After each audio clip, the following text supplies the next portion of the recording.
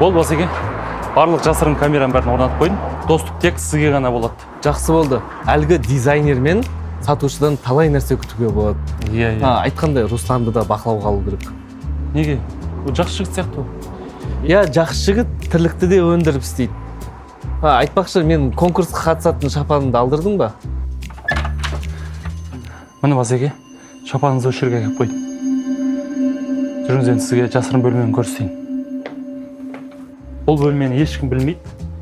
Осы жерден компьютерден барлығын көре берсеңіз болады. Одан кейін түнде түсіретін камераларды да орнаттық. Жақсы. Айтқандай сен ана Русланды жақсы жігіт деп едің ғой. Иә, жақсы жігіт, алдын тексергем. Енді отбасылық проблемалар бар. Пәтер ақысын төлей алмай, одан кейін өтіп кеткен кредиттері бар екен. Иә, ол проблемалар бар екенін білем. Соның кредиттерін бәрін төлеп жауап беру керек. Мынау конкурста аман-есен алаңдамай өткізіп алсын. Бірақ оны ол өзі білмеу керек. Өйткені кейін ренжіп жүр. Біткеннен кейін өзі қайтарар. Жарайды. Жақсы, мен онда кете берейін.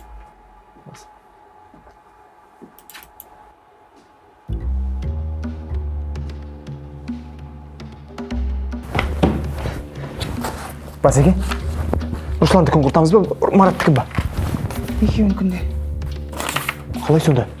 Сіз не екеуімен де қатыспақсыз ба не конкурсқа? Жоқ, ол сызбалардың конкурсқа қатыспау екі талай әлі. Мен жеңіске жетпеймін ба? Олар да жетпейді. Все, іске кірсек. Осылай кеш.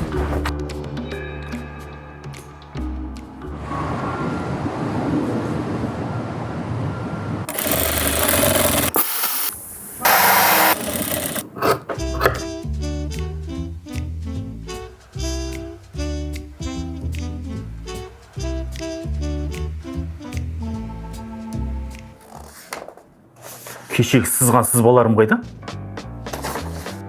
Қайда кетеді тұрған шығар? Мүмкін үйіңізге алып кеттіңіз ба? Жоқ.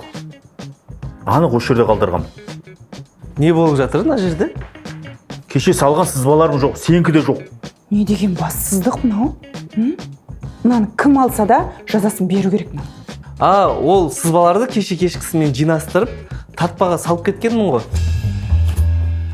Міне эскиздеріңіз.